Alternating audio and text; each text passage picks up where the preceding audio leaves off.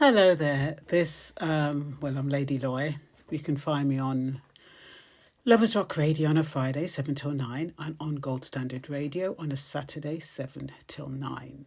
And if you miss that, you can catch me on www.mixcloud.com/Lady Loy or /Gold Standard Radio. And I wanted to talk about something, especially as independent women, or they call us so called independent women. A lot of women are reluctant to enter relationships because they feel, not only do they feel that they might not trust someone, but also they feel as though they're losing an aspect of themselves. When they enter a relationship, it means giving up a lifestyle that they've worked hard to build. So I wanted to touch on that. And because I've only got 10 minutes, I'm going to have to read very fast and I'm going to have to capture anything. So I better stop and start reading.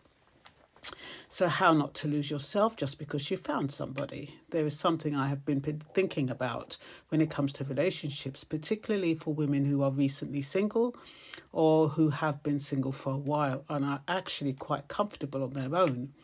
We have our routines, our friendships, our hobbies, our little rituals, our peace and quiet. You know what we know what we like doing, when we like doing it, and quite frankly, after a certain age, you can become quite protective of your peace. You have built a life and then somebody comes along and says, I'd like to be a part of your life. And somewhere in the back of your mind, you're thinking, well, that's lovely, but where exactly are you going to fit? Because let's be honest, entering a relationship does mean making room for another person. You can't have a relationship and behave as though nobody else exists. There will be time together, there will be adjustments, there will be occasions when somebody else's needs have to be considered alongside your own. However, I think most women hear the word compromise and immediately translate it into sacrifice.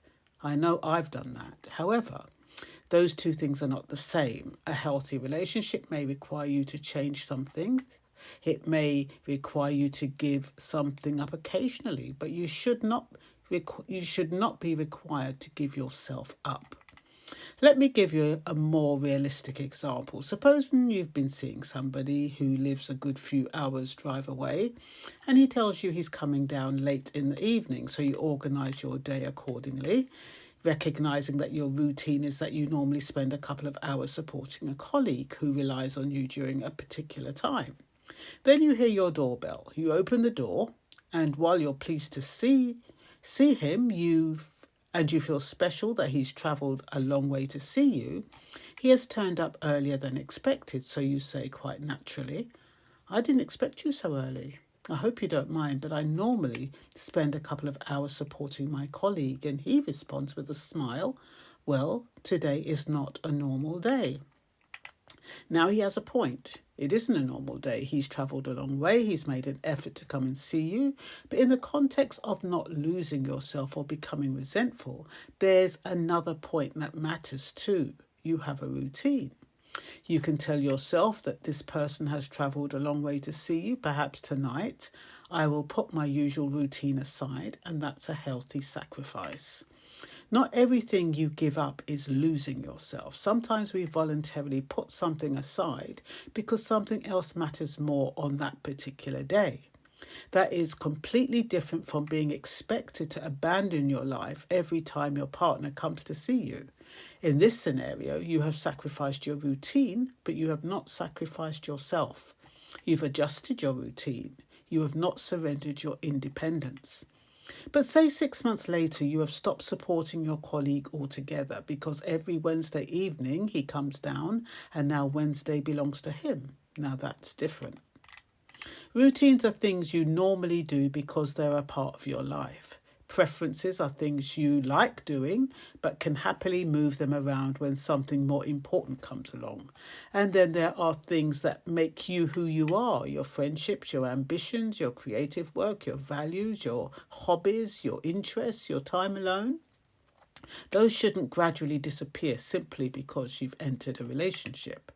A healthy compromise isn't about never giving up your plans. It's about being able to change them without gradually losing the life that makes you you. And this is where healthy compromise comes in. In this scenario, you've chosen to change your plans because the circumstances have changed and because seeing this person matters to you. If your colleague then says, I'm sorry, I really need you to support me tonight, then you keep your commitment, you spend some time with your companion and you explain that you have something you have already committed to and you can see each other afterwards. That is also healthy. Compromise doesn't mean that the person who has travelled the furthest automatically wins. It simply means that both people look at the situation and ask, what can reasonably change here? I think this distinction is important for women who have built independent lives because there is a danger. You can become so frightened of losing yourself that you refuse to accommodate anybody. If your position about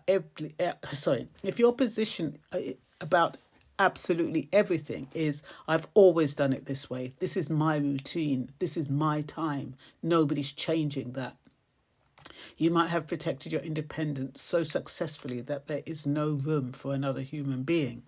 But the other extreme is also just as dangerous. You meet somebody and suddenly everything becomes negotiable except his needs. Your routines disappear. Your friends don't see you anymore. Your hobbies become things you used to do. Your ambitions are put on hold. You stop doing the things that gave you a sense of accomplishment because there is always something in the relationship that needs something. That's not compromise. That's disappearance. A woman should not have to become less of herself to prove that she loves somebody. In fact, I would argue that one of the healthiest things you can bring into a relationship is a life of your own. Keep your friends, keep your interests, keep your goals, keep doing the things that make you feel alive, because a partner should be joining a woman who already has a sense of who she is, not becoming responsible for creating or reshaping her identity. And equally, he should have a life of his own. He should be able to see his friends. He should have interests that you don't share. He should be able to say, I'm going to spend some time doing my thing without you immediately assuming that he doesn't love you. Two people can love each other and still need breathing space. That isn't rejection. That's being human. However, sometimes you will compromise simply because you love somebody.